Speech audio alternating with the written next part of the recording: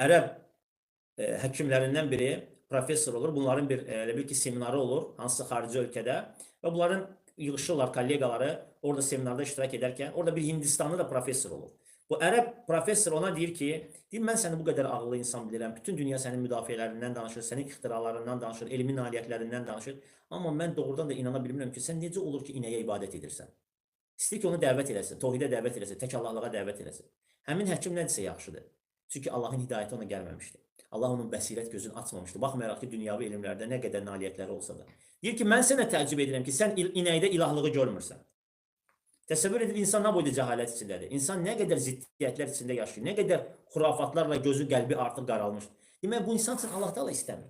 Əgər bir insan ki, aləmlərin Rəbbi olanın ilahlığını görmür, tanımırsa, gedir inəyə, daşa, qəbrə, taxtaya, ağaca, əskiyə, hətta bəziləri heyvanlara, qaloşa, papağa, nə bilim, daha nələr yoxdur ki, insanlar onu Allaha şərik qoşmurlar.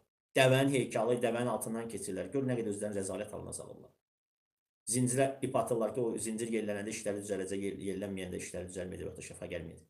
Bunlar hamısı nəyə göstərir, qardaşlar? Allah Teala insanın qəlbini açmayıb. Ona görə uca Allah Teala bu ki, "Vellezine cahadu fina lenehdiyennahum subulana." O kəslər ki, bizə tərəf can atır, biz onları öz yolumuza yönəldirik. Ona görə yönəlmək lazımdır. Vallahi ki, hələ də insanın əgər qəlbində şübhələr varsa, müəyyən bir şeylər ona qaranlıq qalıbsa, insaf göstərsin, təsvifkeşliyi kənara qoysun, dua eləsin Allaha. Tələb eləsin Allahdan ki, Allahım mənə haqqı haqq olaraq göstər, haqqa tabi et. Allahım mənə batili batil olaraq göstər və məni batildən uzaqlaşdır. Bu dua çox önəmlidir. İnsanı haqqın mövcudluğu yetmir. Mütləqdir ki, Allah Teala həmin haqqı insana haqq olaraq göstərsin. Və yaxud da insanın batili görməsi yetmir.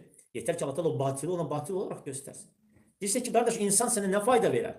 Qəbirdən sənə nə fayda verər? O özü yaradılmışdır və nəinki yaradılmış, hal-hazırda sən ondan üstünsən qüdrət yönündən. Sən danışırsan, eşidirsən, görürsən, onunla artıq bütün əlaqələr kəsilib. O tam bərzəx aləmindədir. Və min varaihim bərzəxun ilə yevmi yub'asun. Deyir, onlarla bu dünya arasında qiyamətə qədər bir bərzəx vardır. Və salam, onlarla Allah Teala bizim aramızı bir asar çəkib, bərzəx asarı çəkib, bərzəx səddi çəkib. Onlarla bizim aləmimiz tamam başqadır. Təsəvvür edin, bir insan ana bətnindəki bir uşağı çağırsa, ona biz necə baxarıq?